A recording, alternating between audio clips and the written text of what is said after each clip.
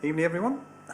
Welcome to this meeting of the Governance and Audit Committee, Tuesday the 20th of June 2023. I'm Councillor Chris Pearson, member for Beerchurch Ward, and I will be chairing the meeting this evening. Action in the event of any emergency. There are no practice alarms planned, so if the alarm sounds, please evacuate the town hall by going down the main staircase or the back staircase to the High Street and then to the car park behind the town hall in St Runwald Street. The meeting's being held in the Grand Jury Room in the town hall in Colchester, is being broadcast live over the internet and can be watched via the council's YouTube channel, where the recording will be available to view afterwards. Please, would speakers use microphones at all times and speak directly into the microphone. Members of the committee may use electronic devices to access their meeting papers, and visitors are welcome to use mobile phones and other devices including cameras, but please use them discreetly and set them to silent and don't use voice or camera flash. There are toilets on every floor in the building and an induction loop in this room. We may have a short break at 7:30 if we need one. I'm not anticipating we'll go on that long, but you might prove me wrong. I'm now going to just invite members around the table to introduce themselves, starting with Councillor Smith, please. Councillor Paul Smith, St Anne's and St John's Ward. Hayley McGrath, Corporate Governance Manager, Colchester City Council. David King, Leader of the Council. Sarah Naylor, Councillor Sarah Naylor, Councillor for Lexton and Braeswood Ward. Alison Jay, Councillor for Highwards Ward.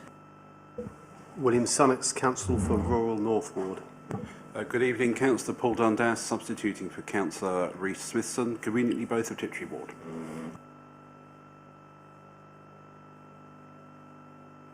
Good evening, Chair and members. Councillor Dave Harris, Beerchurch Ward. Matthew Evans, Democratic Service Officer. Thank you all and welcome. So we'll move on to item 2, substitutions. We've already heard that Councillor Dundas is here in place of Councillor Smithson. Move on to item 3, urgent items. I'm not aware of any. No. Declarations of interest. Does anyone have any declaration of interest to do with any items on this evening's agenda? No? Thank you. That moves us on to several minutes of previous meetings. So I'm just going to take them in date order. So the first of these are the draft governance and audit minutes of the 7th March 2023. I suppose for those of us who were present at that meeting, can we accept those as an accurate record? So moved, Chair. Agreed. Right, thank you. Councillor Sunnox, you happy with those? Yeah. Move on to the minutes of 13th March, same? Agreed. Right, thank you. Minutes of the 30th of March? Agreed. Okay, thank you. And finally, the 24th of May. Agreed. Straightforward. Yep. Thank you. So they're all agreed. That moves us on to item 6, have your say. I am not aware of any indications of have your say. Nobody in the room and nobody online. So we'll move on to item 7. And that takes us to the internal audit report. Hayley, I believe you're going to introduce this for us. Yes, that's right. Thank you, Chair. And I'd like to also introduce our 2 auditors to you. So Fiona and Olu have joined us in person tonight, if you want to come to the table. So they're here if you want to ask any questions directly about our internal audit process or any of the reports that have been highlighted in the annual report. So I think it's the first time they've actually been able to join us at committee and not been on screen. So a warm welcome to both of them, and please do ask them some questions. So in front of you, you have the year-end reports. Some of the members on the committee will be used to this report. You've been on the committee for a little while. So we report internal audit twice a year to yourselves. You have the year-end report summing up the previous financial year, and then you have an interim report halfway through the year, just giving you an overview of what's been carried out so far. So the head of internal audit report is actually put together for us by TIA. They are our internal auditors, although they are an external company. They've now been our auditors for 3 years, which seems incredibly long time. But it seems to have gone very, very quickly. And they produce the report and they sign off the effectiveness of the internal controls that's contained within the report. The key messages that have been brought out in the report are that we've got an effective internal audit service that's been provided during the 22-23 financial year. 18 audits were completed during the year. That's slightly less than we would normally carry out, and I'll explain why in a minute. 6 audits achieved a substantial assurance rating. Under our previous auditors, that would have been classed as a full assurance. And that's compared to 12 last year, so it's a 33% who achieved a substantial assurance compared to 63% last year. There were no limited assurance ratings compared to 2 limited audits last year, and 1 urgent recommendation was made compared to 3 the previous year. So in terms of the reduction in the number of substantial assurance ratings, that's not necessarily something that I would be concerned about. Substantial assurance rating is where the system being reviewed is operating at an optimum level. Now, it's always advisable to be able to review them and to actually have a process that finds issues of improvement. So having less actually is not a bad thing. It means that we've actually done a good, thorough job. It doesn't mean the year before that the job wasn't thorough, but it just means that we've reviewed those systems and there are some areas for improvement. What it does mean is that they achieved a reasonable rating, which is good. It's a good rating, so reasonable assurance is good. The audits are set out in the report that's been attached. I don't propose to go through the individual audits themselves. If you want to, that's absolutely fine. The number of days that we've used is slightly less than we would anticipate for the year. We have carried some of those days forward into this year. Quite a few of those were for our ICT audits, and that was due to arrangements within CCC in terms of resourcing and the arrangements in terms of our ICT structure at that point in time. What we've done is we've worked with the ICT auditor to actually put a programme in place for the current financial year and bring those audits forward. There is also a number of days for CCHL. So we allocate days during the year for CCHL to be able to use on their own audits. And they are reported to their board first. They're not reported here first. So it gives them an ability to have areas reviewed that they might have concerns that are operating effectively. Be able to look at those before raising any issues with the council. Now, during the previous 2 financial years, they haven't used those days. We haven't they hadn't identified audits. They wanted to use those on. We've carried those days forward, and I'm pleased to say that I've been working with Richard Carr, the interim MD, to put an audit programme together for the current financial year. So I've been working with Rachel Bell, who's their finance manager as well, to identify any areas where they feel that they need some reassurances about the systems and processes they have in place. So all of those days that have been carried forward will be used up this year. They will be reported to the CCHL board, but they will then come here after the board has seen them. So you will see those audits. It's just that the board will have an opportunity to comment on those reports first. So it's whether you have any questions. Thank you, Hayley, and welcome Olu and Fiona. We see you in person at last.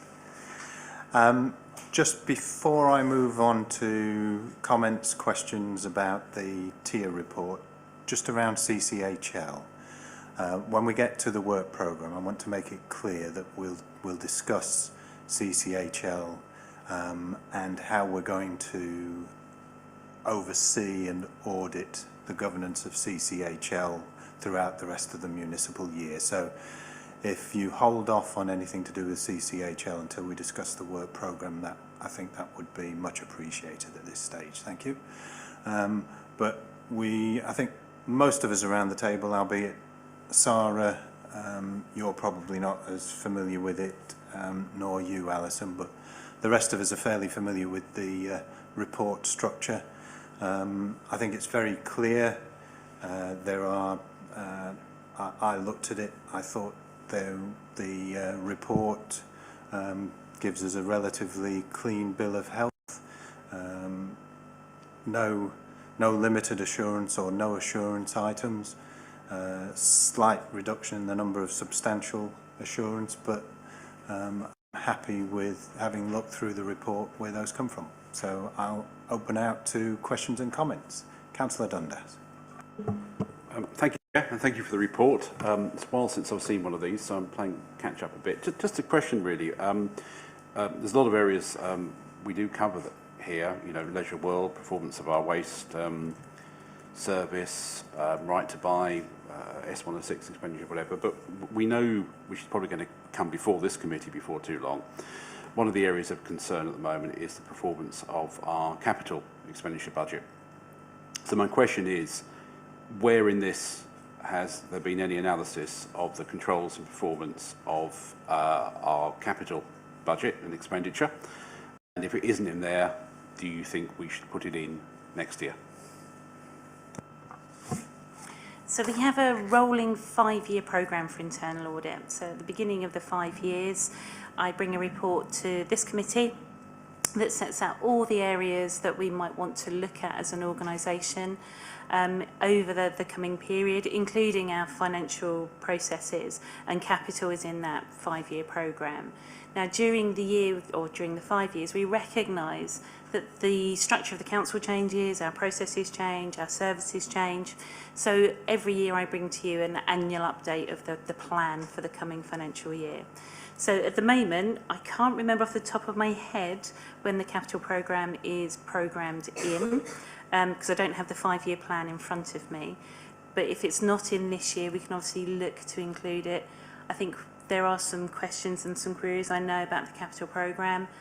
I think it's a conversation to be had with Andrew Small, who's our Section 151 officer, in terms of looking at the review, because the capital programme review needs to be undertaken.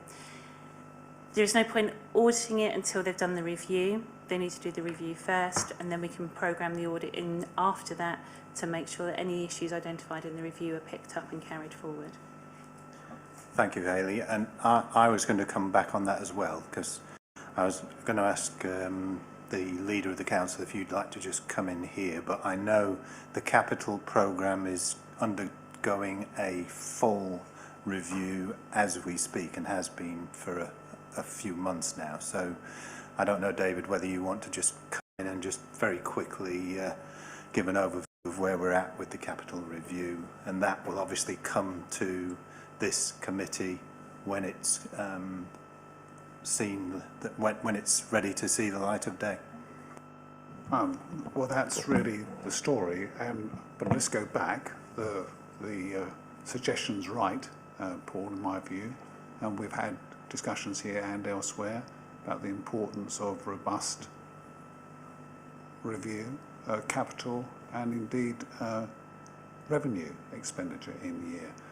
Capital has been a problem, which some of us have had a conversation about over several years, not through any lack of intent, but because the clarity that we as members think we should have and which the public deserve has not quite been there. So it needs a review. That work's mostly done, is how I would put it. They've looked at all the gateway processes and they've scrubbed down through all of the projects, but we haven't got the final fruits of that. I'm absolutely up for that being shared as soon as we can, but it's not quite at a point of readiness for Cabinet to see, let alone for it to be shared with the committee. But the principle I'm absolutely behind, and I actually, as soon as we can get to the point of challenge and check, the better. Thank you, David. Paul, did you want to come back at all? No, I think that's fine. I mean, I wasn't too sure when it next comes up. I know that we can't do a full review of every single part of the council every single year, and I do appreciate that. But I think maybe we should keep it flexible. I know we do have a rolling plan, but I think particularly perhaps when something's come up which hasn't met A1 performance we'd like, maybe it should retain and go on to the next year to be looked at again to see if it has improved, rather than wait 4 or 5 years and see if it's done so. But I think, yeah, I would perhaps ask, perhaps next year would be a good year to put that in. That's absolutely fine, and I can bring that forward in the report. It will come to you in March for the 24-25 financial year. If there are things during the year, we can have extra audits undertaken and we can move some of those audits around. And Fiona and Ollie are very good at being able to juggle that. So we've had some of that this year. So we included section 106 this year, which wasn't originally planned in because we knew that there were some concerns being raised by members. So that came from members in terms of concerns about section 106 spends in their particular area.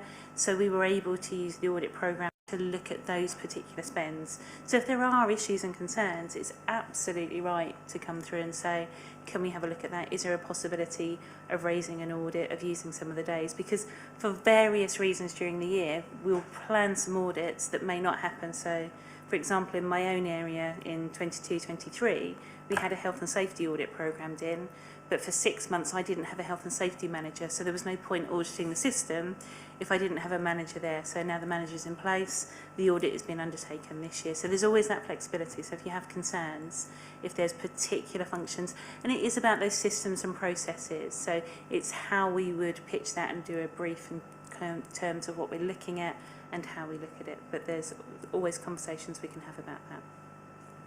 Thank you. I think over the last 3 or 4 years, I would suggest, we've established a much more robust process for this committee in terms of what we look at and how forensically we look at things. And certainly over the last 12 months, we have been quite forensic as a group, and I'm hoping that we will continue in that vein in the current municipal year.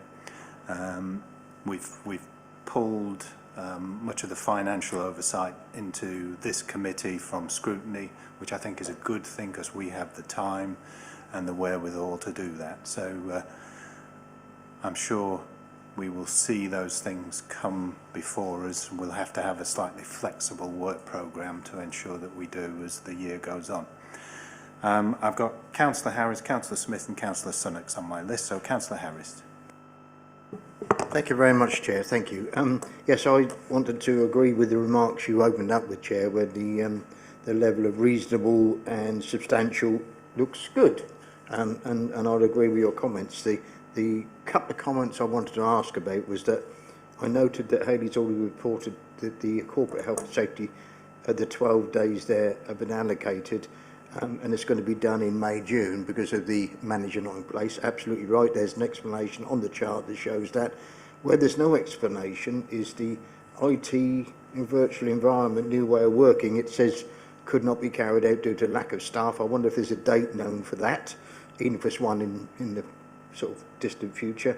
And the other one is the cyber security audits could not be carried out due to staffing issues. And I'm guessing that we probably know what the issues are, and we must have an idea, I'm hoping, when that can be done and use those 10 days of audits. And if that could be put in the chart somehow or answered in these minutes, that would be great for me, because I'd know that we're on the horizon, as it were, looking forward. We've got a date for it. Thank you, Chair. Of course. And with the ICT, obviously we've been through the restructure of the management within the council.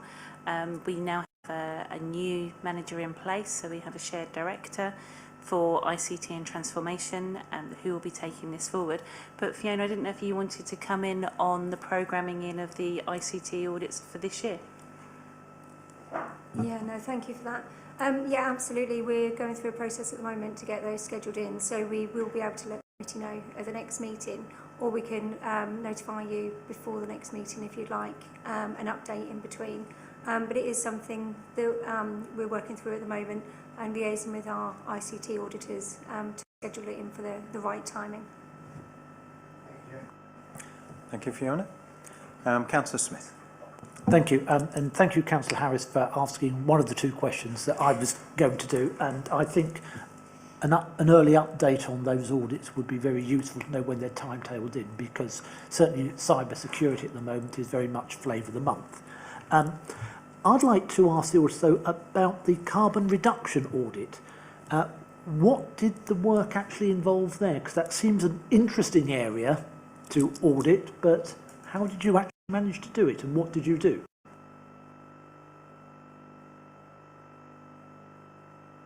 Yeah, the thing is, we got a specialist to do the audit, and he's in here now, so Fiona and I will not be able to. So, sorry, what would the question be in particular on the carbon one? Sorry. I was looking to see what the scope, what you were actually auditing. I would assume you would be looking at our carbon reduction programme, how effective it was, and what you were doing there. But from my own, I previously had an internal audit background myself, so I looked at that and I thought, how would you manage to audit carbon reduction? I mean, I don't imagine someone going around looking at each one of our vehicles and measuring their emissions, but it's an interesting area and obviously one that's very important for the council. So I'd like to know a little bit about what we actually did during that audit and how that was done. Thank you. Absolutely. I will give you an overview. Ollie was just bringing up the report. What we are doing is like a maturity assessment to see how the council is doing and where you are on maturity. So the expert that we have is a previous head of internal audit who then went on to be a chief finance officer for a council, took time out for a few years and then decided to go back to university to study climate change, sustainability and carbon reduction. He joined us as an advisor, consultant, and he works with us on a full-time basis. So he starts to look at, and what he's been doing is looking at not just here, but looking at other organisations as well, and really looking at maturity assessment of where you are, where you need to be, and sort of any gaps on where you could then go to address that. So the sort of things that he would be looking for are actually having a carbon reduction plan and what that might look like for you. Let me just have a look. In terms of reference. Yeah, so it's really setting out the governance arrangements around the carbon reduction plan in terms of reference and how you would actually achieve that and where you'd get to. Yeah, looking at the risk, looking at governance around that area. And then it's really so that he could give a bit of advice slightly underneath that to say what he thinks that should look like to a starting point for you to really start you off on that journey. What we would be looking to do as well is come in again and perhaps then do a further assessment in a year or two's time to see where you'd be at that point as well. As I say, this is a national exercise that we're undertaking across all of our clients, across each sector, to really give sort of an idea of where you need to be, especially by sort of 2030. Does that help at all? Yeah. I'm just wondering, is there any reason why that detailed report couldn't be shared with members around the table? Hayley? No, I can share the final report from the audit. I can send that out to the committee. That's absolutely fine. And just to put it into context, when we do the annual plan, we kind of give a one-liner of what we want the audit to look at. So what we set for the carbon reduction was review of implemented processes and plan in place to achieving carbon neutrality by 2030 and improving on the 40% reduction in carbon footprint the council has made since 2008. So that just gives an overview of where we wanted the audit to really look at. Because obviously the audits are looking back in time about how we've operated, not necessarily looking forward to what we should be doing, although the reports will always give some recommendations. So it's looking at have we achieved what we said we set out to achieve, and are we going to have a good chance of reaching that neutrality by 2030.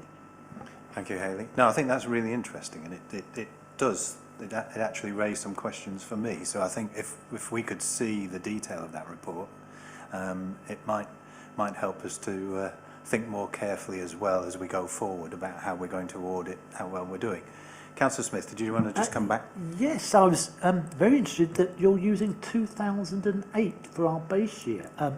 We actually, and I think Councillor Harris is going back to memorising this now, we started long before that in reducing our CO2 emissions. So I'm just asking why we chose to only go for 2008. Unfortunately, I can't answer that question. It would have been a conversation with the service concerned. Okay, thank you. Councillor Sunnox. Yes, thank you. Building on Councillor Smith's questions, carbon maturity is what you're measuring. This area of carbon reductions, I've seen some elaborate claims made in other organisations other than this. Is there any element of checking that the reports that we're given as councillors are based on correct figures? Is there any of that type of auditing downwards from the strategic level information that we're given? Yeah, no, absolutely.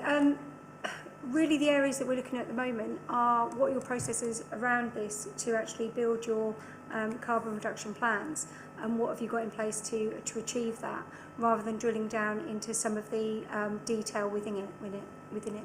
Just because at the moment things like awareness training, risk assessment, governance arrangements around it, and actually having a plan in place to take forward are really the first steps around that.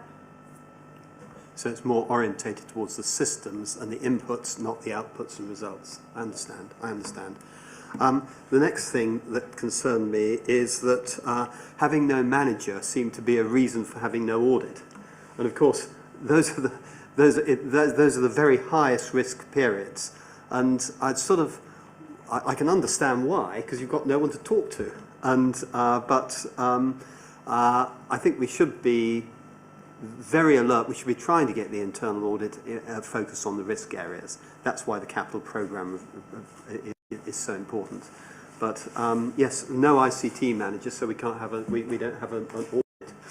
Yeah, no health and safety manager, so we don't have an audit. There's something circular in that. And then the other things are just scanning the horizon for things that aren't covered. It's the things that aren't covered where we'll get caught out.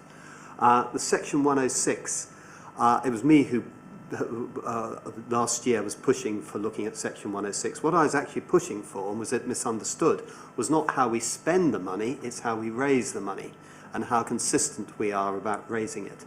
So I feel that needs to, it's whether we are asking all developments consistently for all the things we should be asking them for, that I think we're missing massive tricks there. And I've looked at a number of things, and I've done a paper on it and given it, it hasn't got through anyhow through to the other end of the system.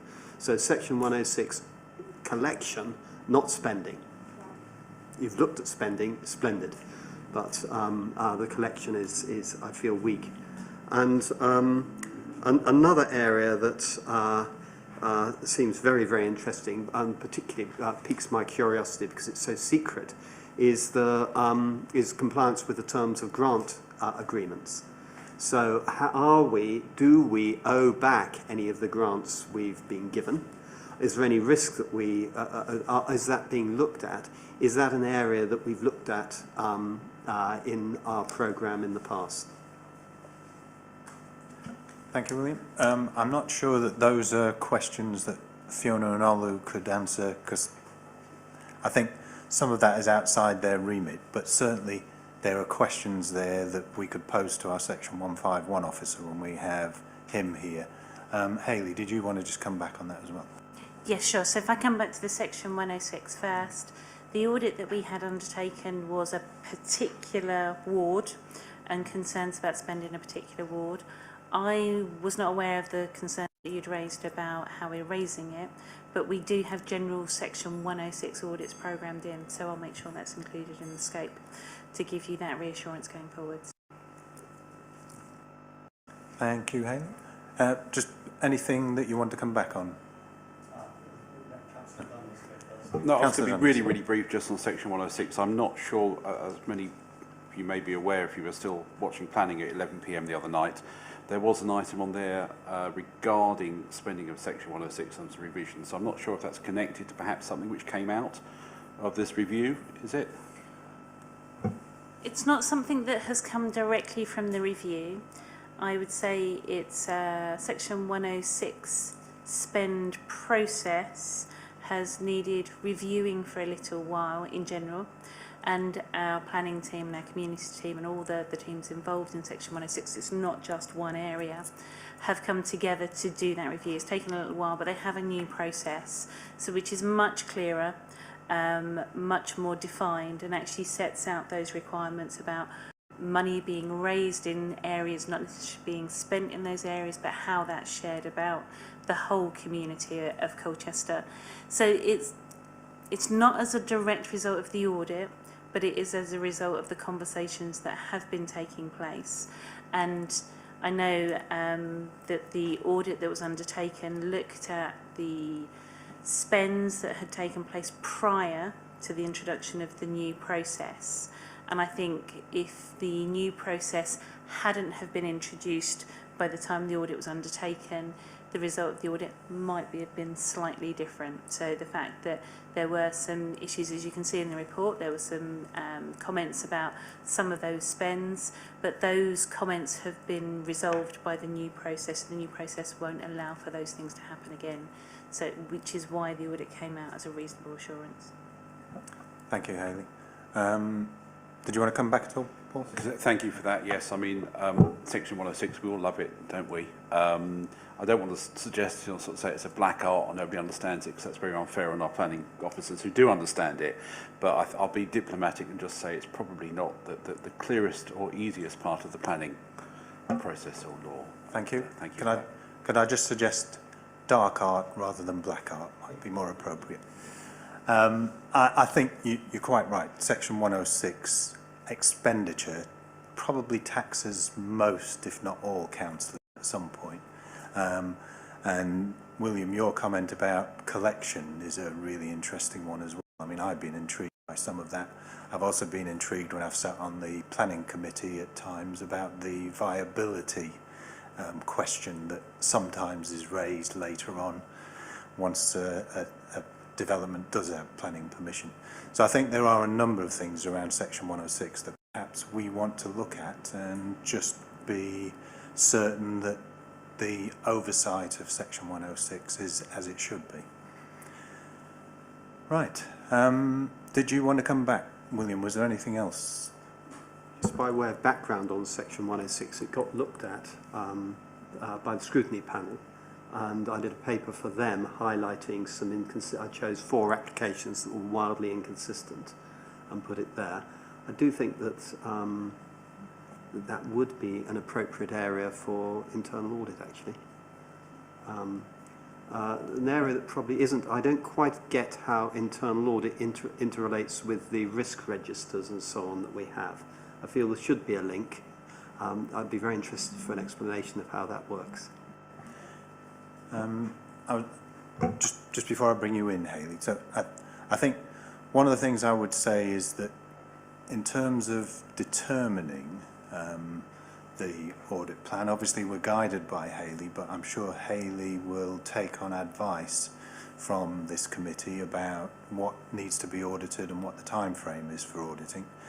In terms of our understanding as well of what happens, we have been talking about the need to have a learning event not only for members of this committee but for all members of the council in the very near future.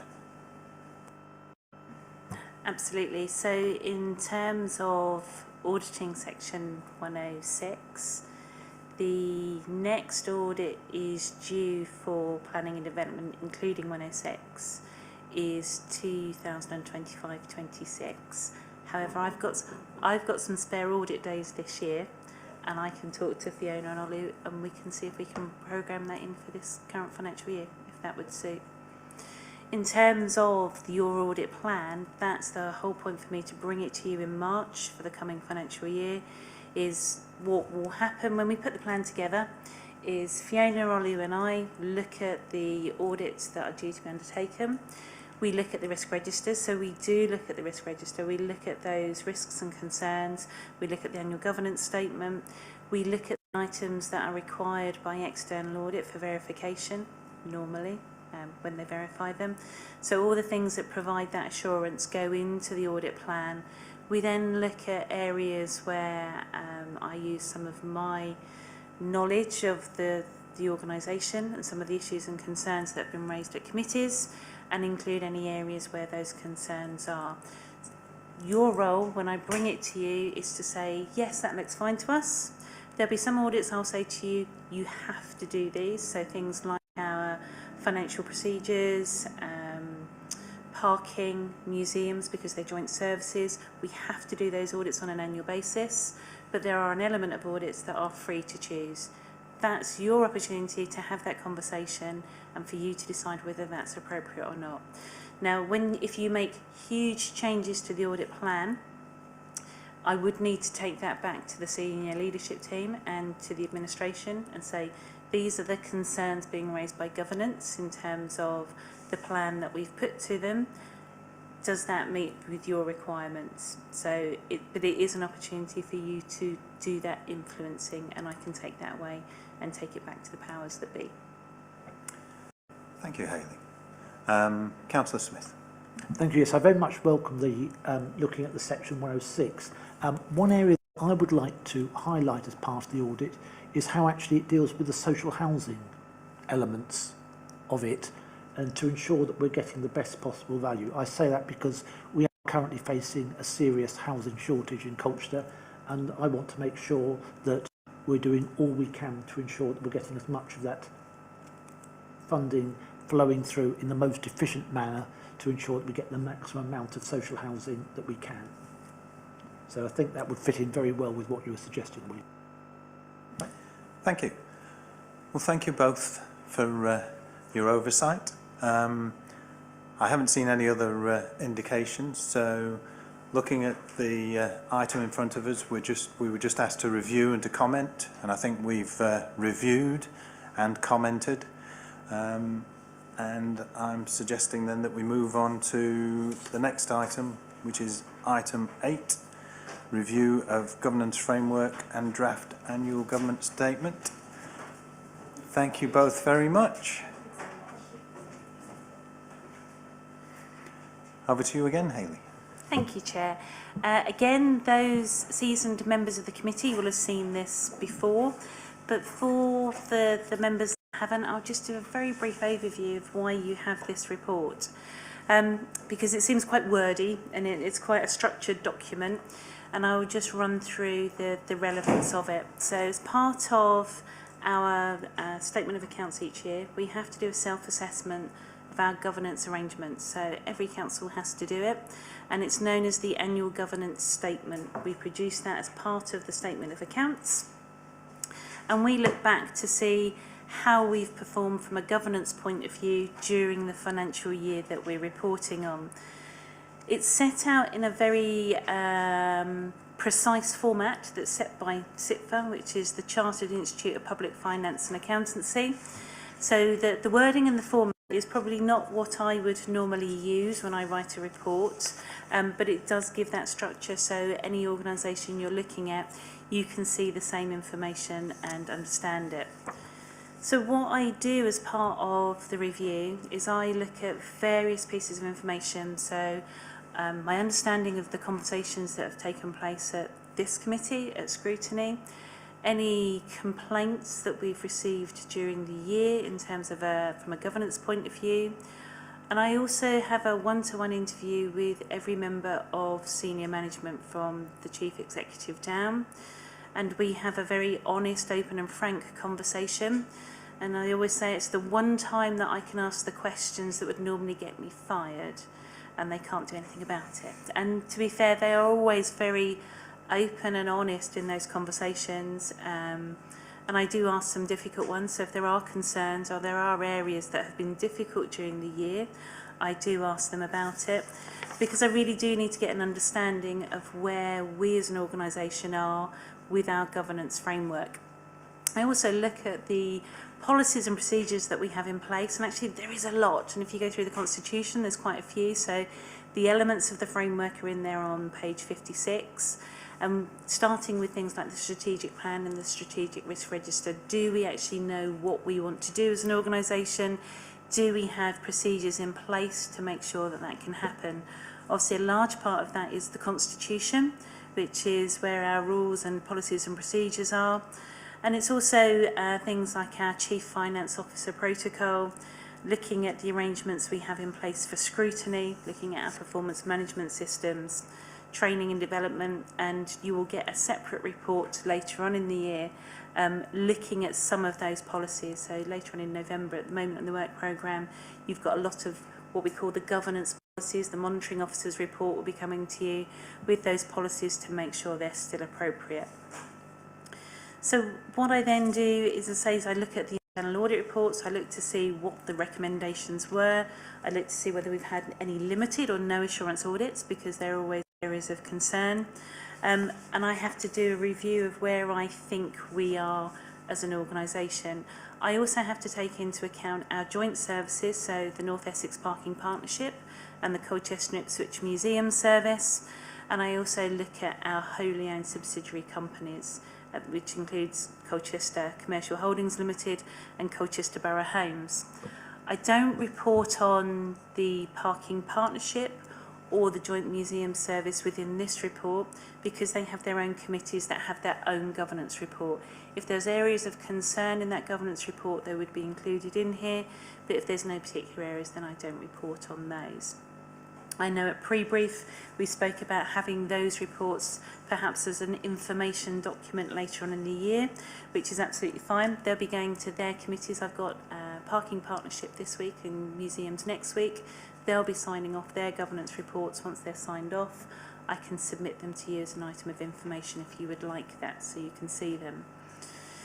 So in terms of what's been recognised during this year, we look and we try and do an honest overview of where any issues and concerns are. And it's not about picking up every single little detail that we have as an organisation. That's part of our internal audit process and the monitoring we do with that. It's those larger items that really will impact on our strategic direction. And what we have to do as part of the statement is to produce an action plan. So we have to identify areas where we feel the controls could be improved. And we put an action plan together for the forthcoming financial year, so the current financial year 23-24, about actions to be undertaken to resolve those issues or to make sure they're still being monitored. And that gets reported back to you in around about December time. You'll get a mid-year report with an update of those items that have been identified and the work that has been undertaken to resolve them.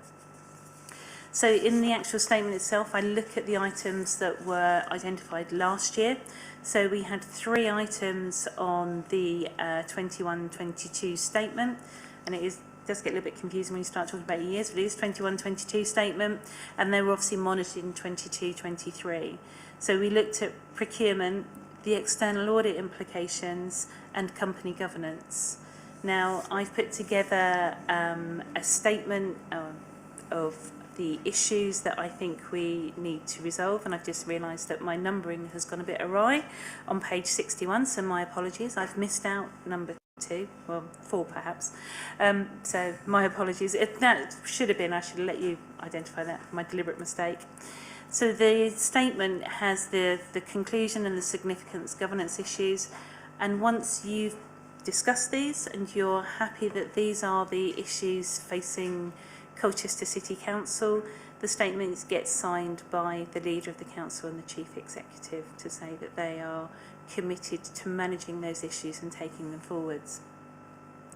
So I have identified 4 issues, and I'll deal with 3 and 4 first, because they are actually carried forward from last year. Now, it's unusual. That's the first time we've actually carried items forward from one year to the next, but because of the significance of those issues, it's felt appropriate to keep those on our agenda for monitoring. Now, I know number 3, which is the external audit implications, is an issue. Unfortunately, we don't have the Section 151 officer or their deputy here tonight to be able to give us any updates on that. As far as I am aware, we are no further forward in terms of getting those accounts audited. And as we know, that is not specific to Colchester. We're the same as a lot of other local authorities in terms of the delivery of that external audit service. It does it doesn't cause us issues, but it is an issue that we need to be aware of, because if there are concerns within the 2021 accounts that haven't been picked up, they are possibly still being replicated. So for us, that is a governance concern in terms of understanding. As far as I'm aware, I'm not saying there are any issues. As far as we're aware, we're quite happy that our accounts for 2021, 22 are fine. But obviously an external audit assurance of that would be very good to make sure that we've got that assurance going forwards that we're not replicating any issues or concerns. And obviously I've picked up number 4, the company governance. Now we know that that's an issue from last year. It's set out in the report. The peer challenge details are in the report because I felt that was an important part of our governance review during the year. And also the other external reports we had carried out with regards to the subsidiary companies. Now, I don't propose to go into great detail as part of the annual governance statement into those concerns, but I think it's appropriate for us to keep that on the governance statement going forward for a monitoring purpose.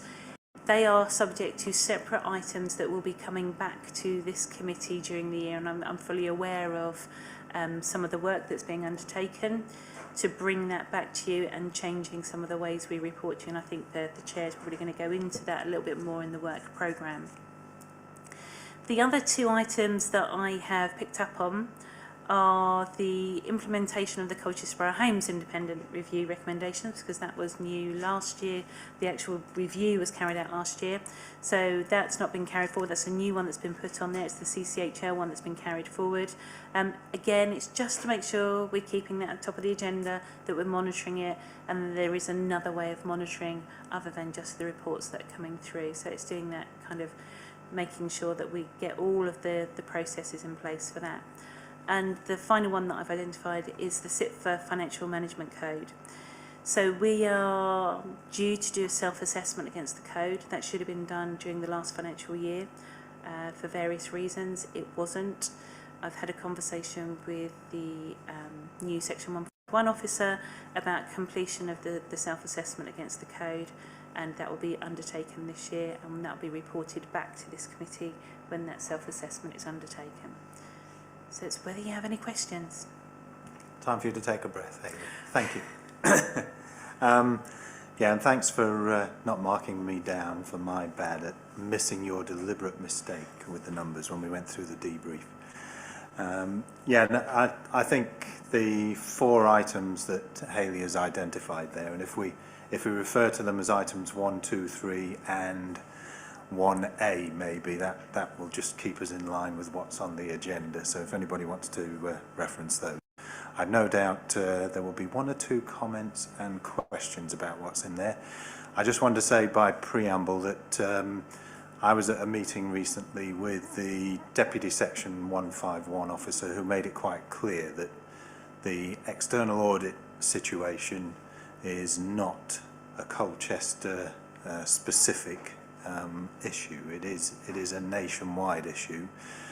I think we do have a bit of an advantage at the moment in that we have a new Section 151 officer who's come in, who is currently working in a different authority as well as ours, and is probably bringing a fresh pair of eyes to the way that we do things. So I would anticipate, although it's not necessarily that it will happen, but I would anticipate that as the Section 151 officer starts to go through and get familiar with our accounts, if they were to see anything that looked a bit anomalous, they would draw that to the attention of the leadership group, PDQ. And I know, Paul, you were leader of the council just a couple of years ago. You'll be aware that this is not a new phenomenon, is it? It's something that's been ongoing for a while now, and I recall when I last chaired GNA 3 years ago, having to sign off accounts very late in the day. So even though we were getting them very late. Been getting them very late for a number of years. Right, I'm sure that there are some questions and comments. So, Councillor Dundas. Thank you. And you'll be delighted to know I'm not going to talk about the external audit. But I would actually, you know, I am aware of the issues, and they are not new. I can remember being a member of this committee some years ago, and I'll just say that there was some frustration, I think, with the auditors. Now, my question was actually regarding, there are 8 key recommendations from the peer review in the report. And actually 2 of those have been taken forward, particularly relating to CBH and CCHL, and have gone through into the conclusions. But I think that there's perhaps 1 or 2 in there which I think also perhaps deserve consideration, because if you look at the conclusions, it's to ensure performance is appropriate and cost effective. And I think perhaps the 2 or 3 I'd pick out, not all of them because they haven't all got governance issues, but focus on city status. I think we do actually have to question how we monitor how we are gaining anything from city status. I know it's a bit difficult because it can be a little bit subjective, but we've got the year of celebration, which is great. Everybody loves the celebration. But ultimately, it has to be about jobs and investment and long-term prosperity for Colchester. And I think it is a fair question to ask, is how we judge longer term, how we are taking advantage of that, and whether we've actually got any more jobs or prosperity or investment from being a city or not. I'm not quite sure how we do that, but I think it's perhaps a fair thing when it comes to cost effectiveness. And it's certainly something residents ask, you know, what are we getting out of being a city? So maybe that's one for consideration.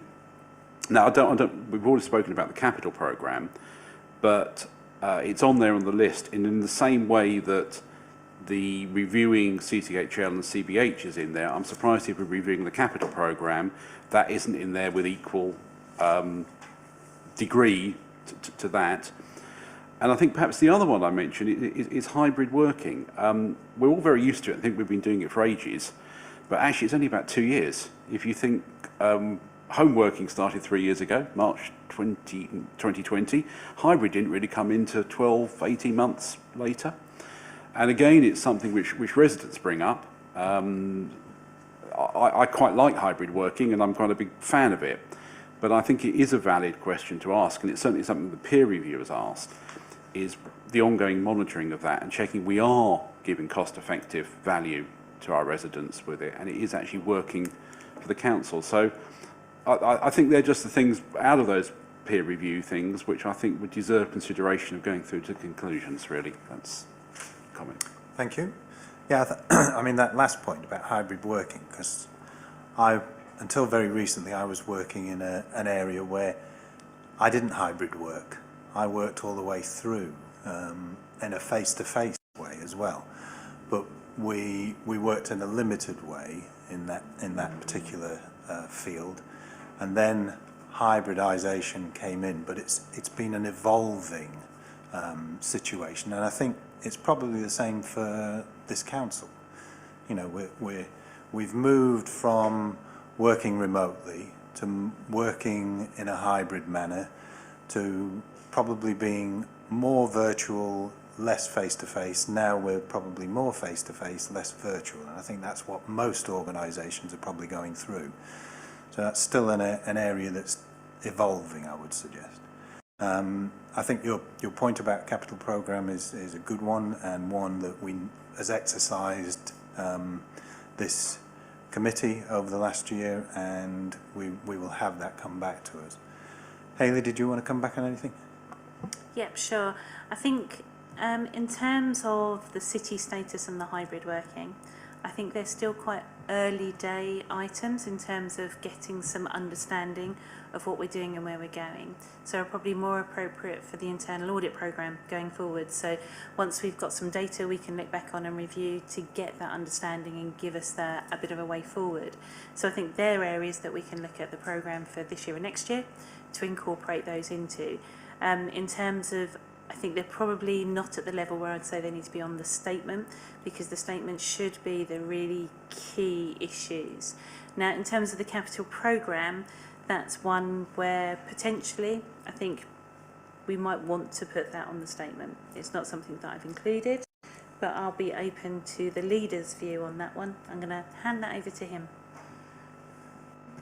No, you don't have that power, I do. David. Well, to the last point, I think the answer is yes. I should say, and I don't want to go ahead of the final conclusions on what we're seeing, but the grip we required was there, but not as visible as we wanted, not reported as well as we needed.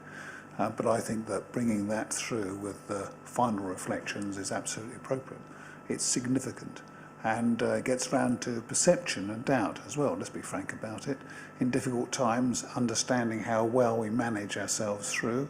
You know, there will be a story here, so we've got to keep a balance about this. You know, across the country, private and public sector organisations have struggled with supply chain and pandemic-related issues, and then with inflation, and as well as the usual challenges you have everywhere of delivery. So I'll say no more than that. So I think we have to kind of keep a bound on the expectation, but in terms of things that really matter, and actually for me, the LGA review, all of that mattered, but some of it is softer in the sense of the financials, where I think the bite of capital, at least the potential for it, makes it a candidate. I'd be happy to accept that for my part, added to the 4 items you've got here, if that was your recommendation. That's just my take anyway. I'm wise to have a word with the Chief Exec, but I'm sure she'd be open to that. If I go back to the first item, which is around city status, this morning I was in a conversation which was looking exactly at that. And unsurprisingly, good people here and outside of this place came to the same view, which is difficult.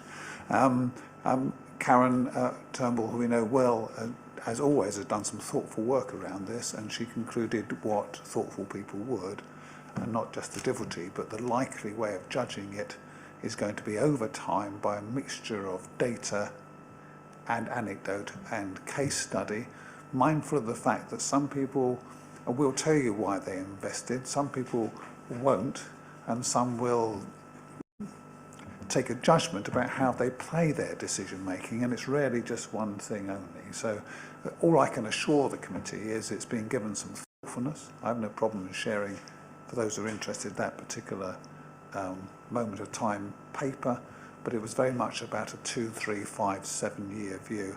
That felt right to me, so I wouldn't put it in here, but I think it's a good self-challenge, and it's being applied, and we can share what we find as we go. Thank you, David. Yeah, I was going to suggest, following on from your comments, Paul, that we've put the capital programme in as one of the issues, so I think that's a good idea. I've got Councillor Sunnox and then Councillor Smith. Did I see you indicate? No? Right. Councillor Sunnox. Yes, I've got a couple of very short questions, and then what I think is a huge hole in what we're doing. Short questions. The SIPFA management code, financial management code, costs 470 quid. Can someone send me a PDF of it, or is that illegal? I don't know is the honest answer, but I'll have a conversation with Section 1. If that's one of the things that's governing us, then the Governance and Audit Committee should be able to see it, I feel. And it'd be nice if we only paid 470 quid for the council, not for all councillors. Yeah. Then we could, PDFs could fly around and help us go to sleep at night. The second question is, there's all sorts of terms for Section 151 officer, strategic finance managers, chief financial officers. Could someone just explain who's who and who is actually responsible for what? Who are the people? We need names. So the Section 151 officer and the strategic finance manager were the same person, so that was Paul Cook up until his retirement at the end of March. So from the current financial year, we have a director of finance that we share with Epping Forest, and that's Andrew Small, and he is our Section 151 officer. So the director of finance and the Section 151 officer are the same person. So Chris Hartgrove, who I thought was going to be with us tonight but obviously couldn't make it, is the Deputy Section 151 officer, and he's also a shared officer with Epping Forest. So they're our key finance officers going forwards. Okay, so does this paper need to be changed? It still talks about strategic finance managers and chief financial officers, all sorts of things. We need to get the jargon right so we know who we're talking about. The review was for 22-23, so during 22-23 we had a strategic finance manager. Obviously going forwards we have a director of finance. Okay. Now the glaring hole in this is not just that we don't have an audit, it's that we're running into real trouble when you're looking at the third year now, third year end, where we haven't had an audit. If there's an audit 2 years ago, if there's something wrong, it's going to rattle through the whole system. And it gets more and more difficult to deal with as we go along. And blaming auditors is absolutely, I'm sure there is blame to a portion there, not denying that. But it doesn't mean we haven't got a growing problem.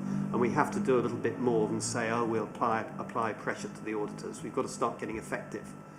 I've made some suggestions about how we start getting effective. We go out and we get a quote for doing the job from someone else, we get them to do it, and then the miscreant auditors can pay. Why not? And I hope someone will go away and look at whether that's legally possible. Probably there's something saying that the auditor's the auditor and he's the only person who can do it. But it seems that we have to fight our way out of it. The second thing is that we need to react and take responsibility for this ourselves. And we've finally managed to get some accounts published on the 6th of March. Later than we should have, but we got them published. Great. But we haven't even looked at them. We spent a whole year last year as a Governance and Audit Committee.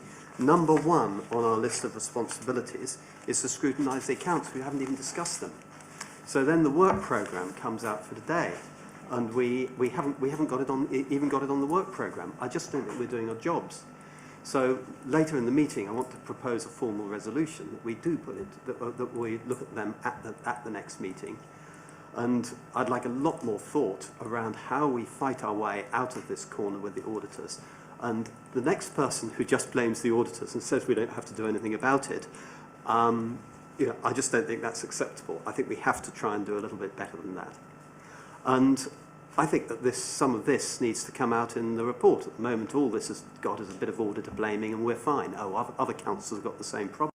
Well, maybe they have, but we're responsible for this council, and we need to start, getting in front of the problem. Sorry, end of rant. It's absolutely fine, feel free.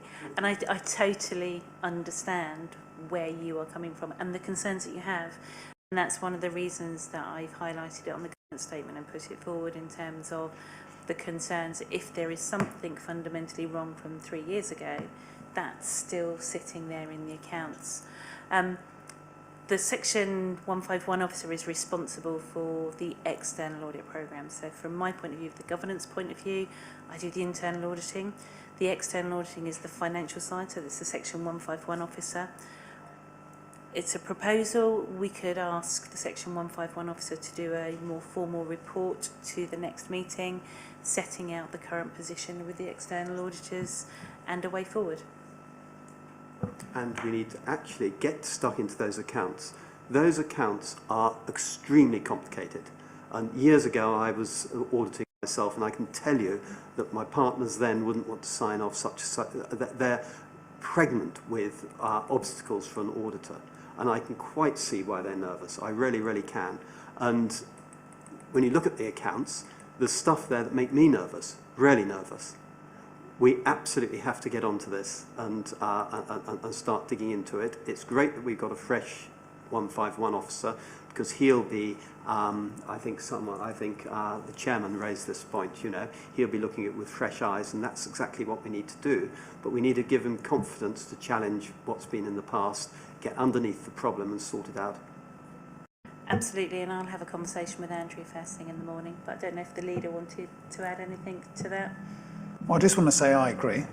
I've had a couple of conversations with, they are both Section 151 officers, so in that sense they both bring a great deal of depth and experience, and they're qualified to do the role, each of them. So the price of probably 2 and a bit, we'll see. But they will bring the right kind of background and skills. Their attitude is different, with every respect to our previous Section 151 officer about what they could do and how they could go about things is how I simply would put it. So, for example, willingness to publish and to do the work as a draft, and the willingness to do the work that's required to make that happen, which I think was a major part of some of the reservations that the committee and others had. They have a different attitude. They've gone through this at Epping, and after a huge Herculean, I think was the phrase that was used, efforts, they managed to get themselves to the point of being able at least to show what it is that they understand the position to be inside their accounts, and their aim is to do the same here at pace. I've had the supplementary conversation. These are all brief, because you don't need to keep saying the same thing, which goes, we want to have the fundamental assurance about the robustness of our finances. Right, strip away the accounts. This is about the robustness of our monies against the risks, the issues and commitments we have. And that's understood. They will give us that opinion as soon as they're able to. But I just want to say that their card respectfully has been marked, and they understand that's what will be their obligation to us collectively. Chair, can I make one more suggestion? That in feeding back to our Section 151 officer here, his deputy who isn't here, that we feed back that if there is something, and there's probably something on the balance sheet that's overvalued, if there is something like that, this is the moment to get it right. This is the once they've got stuck with having published a balance sheet that they're not comfortable with, they'll be stuck with it forever. This is the moment in the change of regime. If there is a problem, let's get it out on the table now and look at what the implications are. Yeah, and I think it's fair to say, David, that question has been posed to the deputy Section 151 officer. You know, if there is anything that comes up in their getting to know our accounts, that is raised urgently. Yeah, but if I may, respectful that this is a public occasion, and we've had other conversations around this before, and we've had allusions to local authorities who've gone over the cliff, right? Woking, add others to that long list actually. There is nothing at all to indicate that we're in that kind of position. But the principle of being clear about where we are and being able to give that assurance in a public kind of way, absolutely, that's understood. And can I just say one extra thing, which is the climate is not one that leans on the Section 151 officers. They have a completely separate and statutory role, but the climate, the energy around them, the approach to them is absolutely not one that says, don't talk about that because that could be a bit awkward. It's absolutely the other way around, which is we act for all of us, the administration of the day, and we act for the residents, and we need to know where we stand. At the moment, we stand impatient for the clarity, but we're not sitting here alarmed about where we stand, not yet anyway. Okay, thanks. I think we'll pick up on the work programme, some of the suggestions that you've made, William. Councillor Smith. Thanks, Chair. I think looking at this, I would have a lot more sympathy with what Councillor Sunk was saying, as if we were the only council in the country that had this problem. If we're the only one of BDO's council that had the problem. But of course, our auditor has the worst reputation of any of the big firms for doing this. So I think the real issue that we're looking at here is a failure of the auditing system and the failure of the government to work this out. Because we used to have a system called the Audit Commission. They used to come round every year with experts in local government finance. And they produced the accounts, and they were produced on time, on schedule, no problems. But then someone got the clever idea to do away with the Audit Commission and to put it out to private companies. And the private companies obviously thought this was an excellent opportunity to make a great deal of money. Sadly, they didn't seem to make that much money, which is why our fees went up by a staggering 30% for a service that's not being delivered. This is absolutely atrocious. And the professional bodies should get to grip with this, because we had a system that worked well, we privatised it, and it turned out to be a complete disaster, not just for Colchester, but for councils up and down the country. Oh, and the quality of the auditing?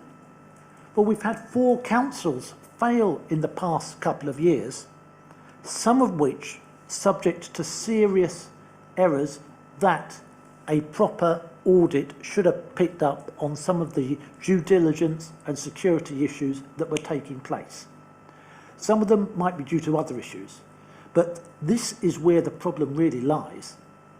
That what we really need is to have back to the days of an expert audit commission that did local authority finance with auditors who understood it, rather than private companies which seem not interested in providing a service but only interested in making a profit, which is presumably why BDO have now pulled out of the area. Thank you.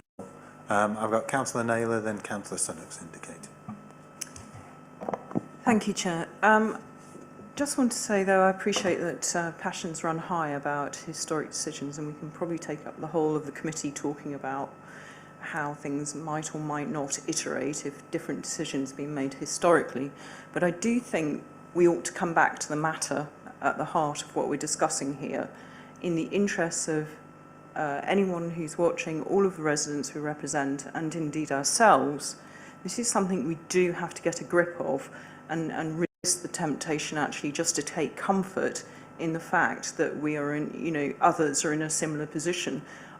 As a councillor for this council, I'm not responsible for decisions that other councillors make in other councils. This is our council. We are responsible for this decision. So with respect, I think some of this reflecting on historic decisions is really quite unhelpful at this juncture.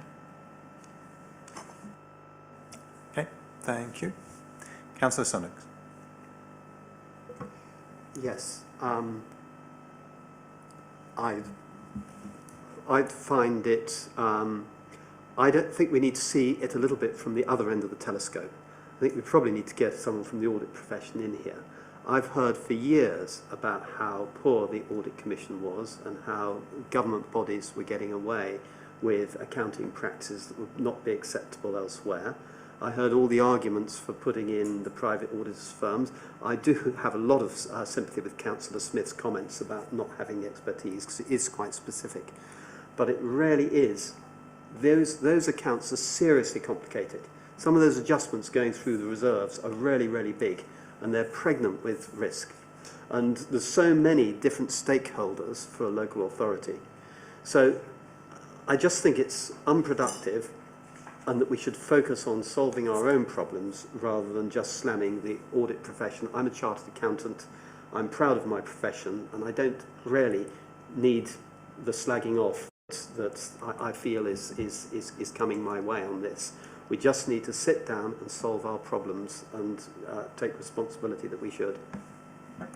Okay, so I'm going to close that discussion down at this stage, because I don't think it's a discussion that we can find a resolution to this evening. What I think is coming forward, though, very strongly, is that we need to have an early meeting with the Section 151 officer where we can have a look at the 21-22 accounts and also get early feedback on their look to date on our accounts, because we know that, as I say, they've come with a fresh pair of eyes. They're working at Epping as well as working in Colchester, so there are different ways of doing things, is my understanding, as well at Epping. Some of the ways of doing things may be better at Epping, and they will introduce those here. They may take some of the things that we do from Colchester and introduce those in Epping. So we'll see what they come up with. It's relatively early days. They were only brought in, I think, was it end of March, sometime around about then. So it's relatively early. But I think if we arrange when we go to the work programme to ensure that that's on our next agenda, subject to everybody's diaries, then we should be able to move forward a little bit. Is there anything else on this item in front of us that anyone wants to raise this evening? Or can we just go back to what we've already heard and the amended recommendations? Yeah? Okay, I'm not seeing any other. So there were a couple of things I picked up. One, I know from discussion with Hayley at the briefing meeting, my suggestion was that we should have the parking and the museum audits come to this just for a look-see. They're not integral to the authorities' independent work because they are joint working, but I think we ought to at least have a look because I don't think we ever have previously. So I've asked that those come to the committee at some point in the future. And the other thing then was just on the issues the 4 issues that are identified. We had a 5th issue, and that issue is the capital programme. Everyone okay with those? Yeah? Right. If we're all in agreement? Yep. We can move on to the work programme then, please. So item 9, we've got the work programme. And before I start looking at the detail of it, just quick overview. So we've already talked about the ongoing review of Colchester Borough Homes and the ongoing review of the Amphora companies and CCHL. Now, the review of CBH is much more advanced than the review of CCHL, I think it's fair to say. So my suggestion would be that we, as soon as the review of CBH is done and dusted, we bring that forward to the earliest possible meeting. That's not likely to be our next meeting, but it could well be our September meeting. CCHL, there is more detail to go on, and I think what I'm going to be suggesting to everyone is that we look at CCHL on a quarterly basis. We think about just looking at CBH on a half annual basis, and then we can review probably at the end of the next municipal year where we want to reduce the oversight of CCHL, presumably everything's going on quite well. No dates as yet, but I say I'm suggesting that we look probably to including CBH in our September agenda, assuming that it's ready, done and dusted by then.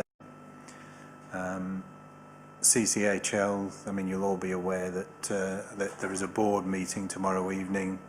Matters will come out of that we'll need to take account of in terms of our time frame and what will come here. So the July meeting, I'm suggesting that we've got the revenue outturn and the year-end review of risk management, and I think given what has been discussed this evening, we probably want to have the Section 151 officer and a detailed look at the 21-22 accounts as unaudited but published. Yeah. The only difficulty that I was going to raise for everyone this evening is 25th of July. Unfortunately, I am booked to go away and won't be back until the following week, and I've already spoken with Matthew about arranging a meeting possibly for the week after, if everyone's in agreement, rather than that week. Paul? Well, I was just going to suggest it's a good opportunity then to liaise with the Section 151 officer and find a date everyone's available. So the only other comment I was just going to make, and it's easy for me to say I'm not a member of this committee, looking at the amount of potential work you've got this year, there's a lot going on. You probably shouldn't rule out perhaps having some additional meetings. I know everybody loves additional meetings, but I think Paul, they might be necessary. You are quite right, and I was going to suggest that, but Those of us who were on the committee last year will be aware that we did have to squeeze in 2 or 3 additional meetings to look at CCHL in particular. So I've no doubt we may have to squeeze an extra meeting or 2 into the municipal year as well. Paul? Yes, on that point, I think the November meeting looks very heavy at the moment. And I wonder whether it could be effectively split into 2 parts. There's a large number of policy reviews that are taking place. Perhaps they could be done on a separate meeting from when we're looking at the capital and revenue and treasury management half-yearly updates. And it might be sensible to get that date penciled into the diary now before some other committee or panel grabs the available dates. And that was something that we looked at last week, wasn't it? Hayley, did you want to come back on that? Yes, just quickly, in terms of those items numbers 1 to 7, that's basically the monitoring officer's annual review of policies and procedures. Obviously not number 1, sorry, take out number 1, that's Colchester Commercial Holdings, but they are important items, so I wouldn't say that they shouldn't be reviewed. We do need to do them. You do need that reassurance that our governance framework is correct, and it might be appropriate to do that as a separate item so you can do perhaps a more in-depth look at them. Thank you. And I know you were going to go away and have a look at Mr. Weaver's diary. Did you manage to do that? Depends on when you want. He's available in terms of he's not going on holiday as far as I'm aware at that point in time. Okay. So we were talking about the possibility of I think, if I remember rightly now, a meeting the week after that, weren't we? Yeah, to deal with. Which looks doable in terms of diary availability for the monitoring officer. All right, so we'd have a meeting on the 28th of November to deal with everything that's in there, plus anything else that we might want to squeeze in around the capital programme, and items 2 to 7, yes, 2 to 8, sorry, no, 2 to 7, would go in a meeting the week after that, so early December, if everyone's in agreement. Yeah, thank you.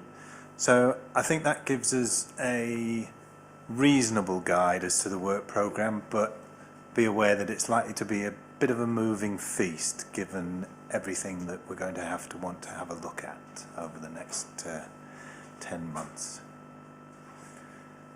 Anything anyone wants to add? No? Can we agree that then as the draft work programme? Yeah? Right. William, I'm seeing you're looking a bit pensive. When is the capital expenditure review going to be looked at? And there's a capital expenditure outturn, but when are we going to look at the programme? What the outcome of the actual review, and hopefully we're going to see some numbers and get to grips with it. So we're hoping that will be with us by September. I'm looking at David as well, just to see, because obviously Cabinet have got to go through all of that in detail before it comes to us. Can we add it to the September meeting?